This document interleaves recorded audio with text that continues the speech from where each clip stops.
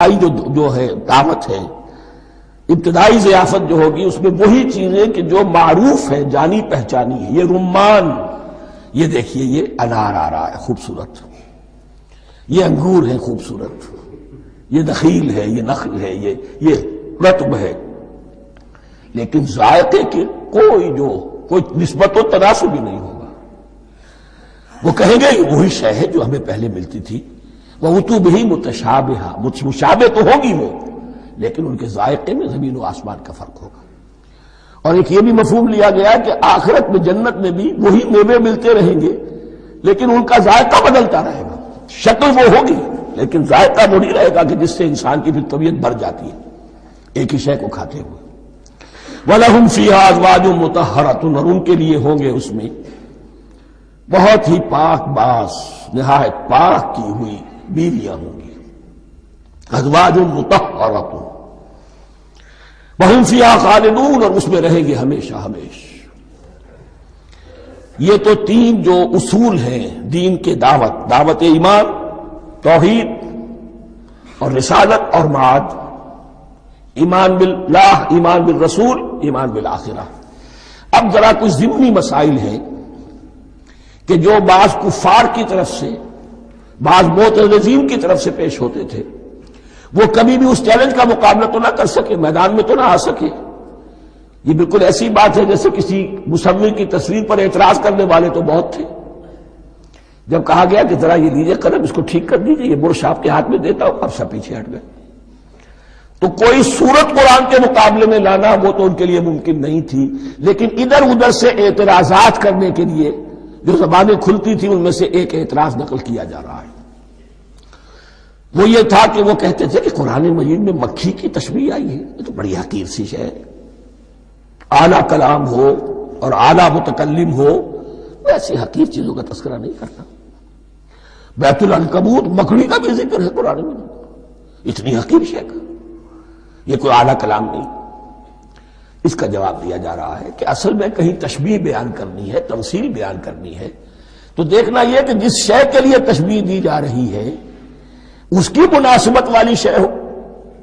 شے کوئی بہت حقیر ہے تو کسی عظمت والی شے سے آخر کیسے تشبیہ دی جائے گی؟ وہ تو کسی حقیر شے سے ہی تشبیہ دی جائے گی تو جو اصل مقصد ہے تشبیہ کا وہ پورا ہوگا.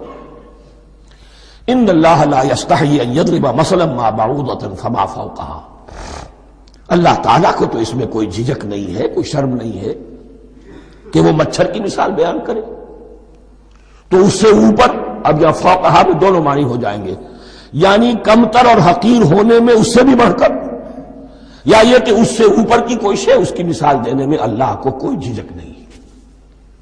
اس لیے کہ مکھی بھی بہرحال مچھر سے تو ذرا بڑی شے ہے. اس معنی میں بھی ہو سکتا ہے فوقہا، اور فوقہا اس معنی میں بھی کہ اس سے بھی حقیر ہونے میں اس سے بھی بڑھ کر. فَأَمَّا الَّذِينَ يَعْلَمُونَ فَأَمَّا الَّذِينَ آمَنُوا فَيَعْلَمُونَ أَنَّهُ الْحَقُّ مِنْ رَبِّهِمْ، تو جو لوگ صاحب ایمان ہیں وہ جان لیتے ہیں کہ یہ حق ہے ہمارے رب کی طرف سے.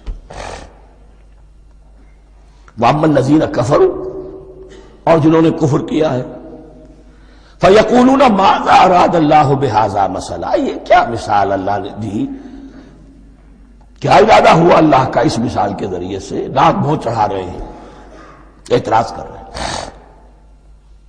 اب جو آ رہا ہے اگلا جملہ وہ ہے بہت اہم، یضل بہ کثیرا ویہدی بہ کثیرا، اسی کے ذریعے سے اللہ بہتوں کو ہدایت دیتا ہے اور اسی کے ذریعے سے بہتوں کو گمراہ کرتا ہے. معلوم ہوا کہ ہدایت اور گمراہی اور ہدایت اور ضلالت انسان کی سبجیکٹو کنڈیشن کے اوپر دار و مدار ہے. اس کا آپ کے دل میں خیر ہے، بھلائی ہے، نیت صحیح ہے، طلب ہدایت، طلب علم، اس میں آپ سچے ہیں، آپ کو ہدایت مل جائے گی. دل میں زیغ ہے، کجی ہے، نیت میں ٹیڑھ ہے، فساد ہے، تو اسی کے ذریعے سے اللہ آپ کی گمراہی میں اضافہ کر دے گا. یضل بہ کثیرا ویہدی بہ کثیرا، لیکن اللہ کا یہ کسی کو ہدایت دینا اور کسی کو ضلالت دینا علل ٹپ نہیں ہے، کسی قاعدے اور قانون کے بغیر نہیں ہے.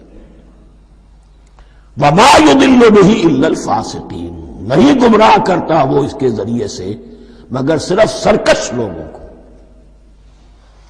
جن میں سرکشی ہے، تعلی ہے، تکبر ہے۔ اور ان کے اوصاف کیا ہے؟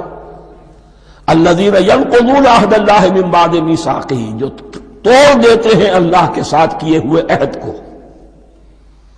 اور سب سے بڑا عہد یہ سورہ اعراف میں چل کر آئے گا، عہد الست۔ عالم ارواح میں ہم عہد الست کر کے آئے، الست بربکم قالوا بلا، کیا میں ہی نہیں ہوں تمہارا رب؟